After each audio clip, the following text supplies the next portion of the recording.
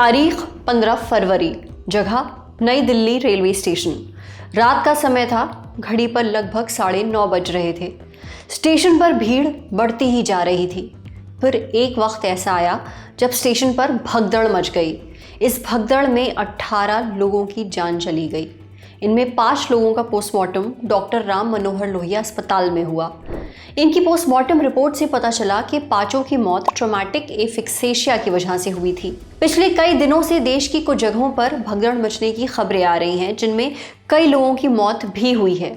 इसलिए आज सेहत के इस एपिसोड में डॉक्टर से जानिए कि ट्रॉमेटिक एफिक्सेशिया क्या है, ये क्यों होता है, ट्रॉमेटिक एफिक्सेशिया होने पर शरीर में क्या होता है, और अगर कभी दुर्भाग्य से कोई इस भगदड़ वाली स्थिति में फंस जाए, आपको लगे कि कोई व्यक्ति ट्रॉमेटिक एफिक्सेशिया का शिकार हो रहा है, तब आपको क्या करना है, ये भी समझिए। सुनिए डॉक्टर क्या बता रहे हैं। Brought to you by Sensodyne K and Dr. Basu Eye Hospital. बस पैक नहीं है। SLS पैराफिन और दूध का करंट भी कौन? तो लाइफ का करंट ऑन? कुछ भी। तो ट्राई करके देख ले। Sensodyne K toothpaste for sensitive teeth. जैसे कि नाम बता रहा है, ट्रोमेटिक मीन्स कोई ट्रोमा, एस्फेक्सिया मतलब सांस रुक जाना। तो ये एक मेडिकल इमरजेंसी बोला जाता है, ट्रोमेटिक एस्फेक्सिया। जब हमारे अपर चेस्ट और एब्डोमेन पे सडन क्रश इंजरी या दबाव हो, या कोई भी ऐसा इंसिडेंट हो जिससे कि हमारी चेस्ट ब्लॉक हो जाए और एब्डोमेन भी सांस ना ले पाए, जैसे कि हम नॉर्मल सांस लेते हैं, सांस छोड़ते हैं, ये कार्य और ये ब्रीदिंग जो हम डेली करते हैं, इसको नहीं कर पाए। सो सडन स्टॉपेज रेस्पिरेशन किसी ट्रॉमा की वजह से, कुछ लगने की वजह से अपर चेस्ट में अगर हमारी सांस एकदम रुक जाती है तो उसको हम एस्फेक्सिया बोलते हैं। अगर हमारी ग्लोटिस, जो कि बोलने वाली, जो लैरिंग्स बोलते हैं, अगर लैरिंग्स बंद होगा और हमारा पूरा थोरेसिक एरिया कंप्रेस होगा तो हम कुछ कर नहीं पाएंगे, सांस नहीं ले पाएंगे। तो ट्रोमेटिक एस्फेक्सिया के अंदर कोई भी अगर पेशेंट जाता है तो वो एक मेडिकल प्रॉब्लम कहलाती है। क्यों कहलाती है? क्योंकि ट्रोमेटिक एस्फेक्सिया में हमारा जो लंग्स है वो काम नहीं करता है, जिसकी वजह से लंग्स स्टॉपेज हो जाते हैं, रेस्पिरेशन बंद हो जाता है। जैसे ही बंद होगा तो जितना भी ब्लड हमारे चेस्ट में है, एब्डोमेन में है, तो जैसे ही ब्लॉकेज होगा तो वो सारा ऊपर आएगा, हेड की तरफ आएगा, नेक की तरफ आएगा। तो पेशेंट किसी को भी सडन, जैसे कि स्टैम्पेड हो जाए, किसी को रोड ट्रॉमा एक्सीडेंट हो जाए, रोड ट्रैफिक एक्सीडेंट हो जाए, कुछ भारी चीज चेस्ट के ऊपर गिर जाए अकस्मात, अचानक से, तो जैसे ही होगा तो ट्रोमेटिक एस्फेक्सिया का कारण बन सकता है कि उसमें आप सांस नहीं ले पाओगे। जितना भी ब्लड आपकी चेस्ट में है, एब्डोमेन में है, वो पूरा ऊपर की तरफ फ्लो करेगा, बहाव करेगा। तो जितने भी हमारे गले में, नेक में, ब्रेन में जितनी भी कोशिकाएं हैं, वेन्स हैं, उसमें ब्लड फ्लो ऊपर की तरफ बहेगा, जैसे कि नॉर्मली नीचे बहता है, क्योंकि ग्रेविटी की वजह से ट्रोमेटिक एस्फेक्सिया के अंदर ऊपर बहने लगता है। जैसे ही ऊपर बहने लगेगा तो वो एबनॉर्मल कंडीशन बोली जाती है दोस्तों। क्यों? क्योंकि ऊपर बहेगा तो ब्लड हमारे ब्रेन में जाएगा तो ब्रेन हेमरेज कर सकता है। आंखों में होगा तो रेडनेस हो जाएगी, पूरी रेड स्वेल हो जाएगी, फेस पूरा स्वेल्ड अप हो जाएगा। अगर लिम्फेटिक और जितना भी फ्लूइड हमारा ब्लड के अंदर है वो पूरा फेस में जाएगा तो फेस पूरा रेड हो जाएगा, और हमारी नाक, हाथ, पांव पूरा सूजन होगा, हम सांस नहीं ले पाएंगे। कहीं भी स्टैम्पेड कंडीशन में या कहीं पे भी अगर मैकेनिकल एस्फिक्सिया हो जाए तो रश करना पड़ता है पेशेंट को तुरंत हॉस्पिटल में। क्यों? क्योंकि अगर हमने ऑक्सीजन नहीं दिया तो वैसे ही रेस्पिरेशन रुका हुआ है, 100% पेशेंट की डेथ संभव है। क्यों? क्योंकि रेस्पिरेशन के बिना हम जी नहीं सकते। ट्रीटमेंट ट्रोमेटिक एस्फिक्सिया का क्या है?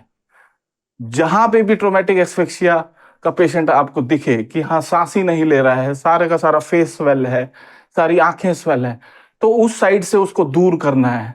टेढ़ा कर देना है। ऑक्सीजन और मेडिकल एम्बुलेंसेस को तुरंत बुला के पेशेंट्स को हॉस्पिटल ट्रांसफर करना है। क्यों? क्योंकि प्राइम ट्रीटमेंट जो है वो है दोस्तों ऑक्सीजन। ऑक्सीजन लगाएंगे, उसके बाद अगर पेशेंट थोड़ा सा बेहोश नहीं है तो वो थोड़ा सा मेकआउट कर सकता है कि हाँ बच सके।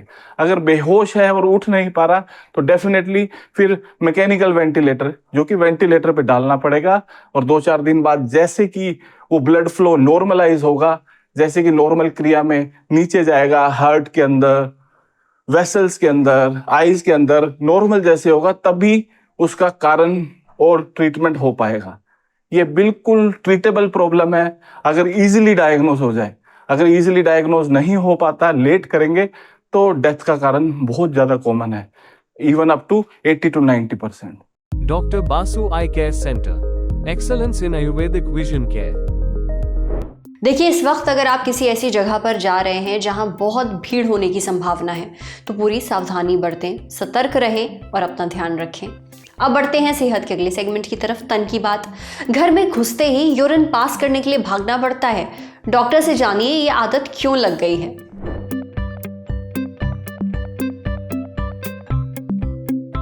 क्या आपके साथ भी ऐसा होता है? हर दिन घर में घुसते ही यूरिन पास करने के लिए भागना पड़ता है, बिल्कुल कंट्रोल नहीं होता?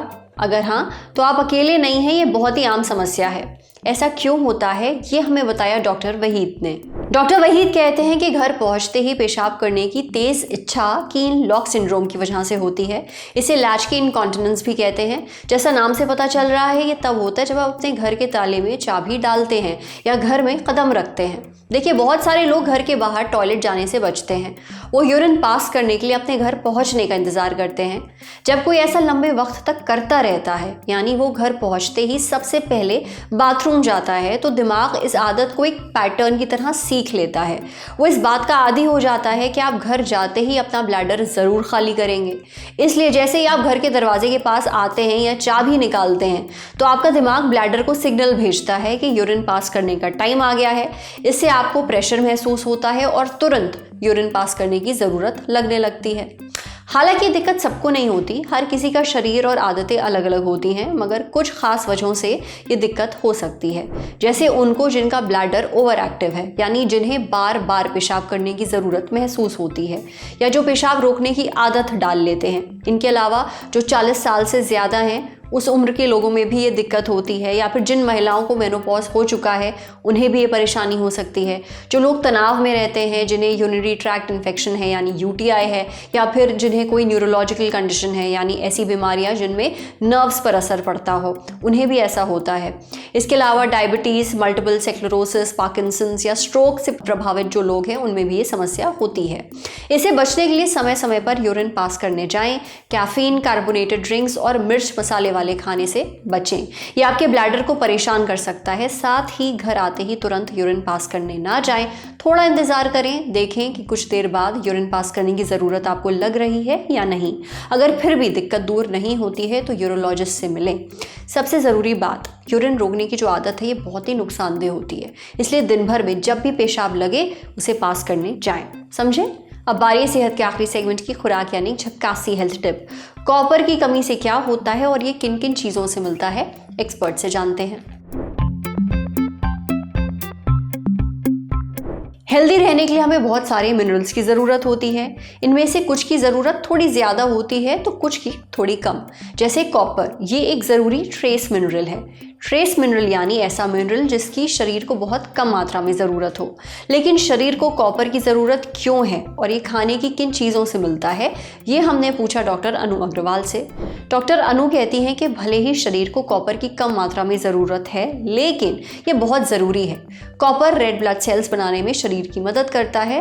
फिर यही रेड ब्लड सेल्स हमारे फेफड़ों से ऑक्सीजन लेकर शरीर के बाकी हिस्सों तक जाते हैं। शरीर में आयरन सही से अब्जॉर्ब हो, इसके लिए भी कॉपर की ज़रूरत ज़रूरत होती है। ये कोलेजन बनाने में भी मदद करता है। कोलेजन एक तरह का प्रोटीन है जो स्किन, हड्डियों, जोड़ों और ब्लड वेसल्स की मजबूती के लिए ज़रूरी है। कॉपर इम्यून सिस्टम को मजबूत बनाए रखता है। अगर पर्याप्त कॉपर ना लिया जाए तो न्यूट्रोपेनिया हो सकता है। न्यूट्रोपेनिया यानी शरीर में वाइट ब्लड सेल्स की कमी। अब वाइट ब्लड सेल्स शरीर के सैनिक होते हैं।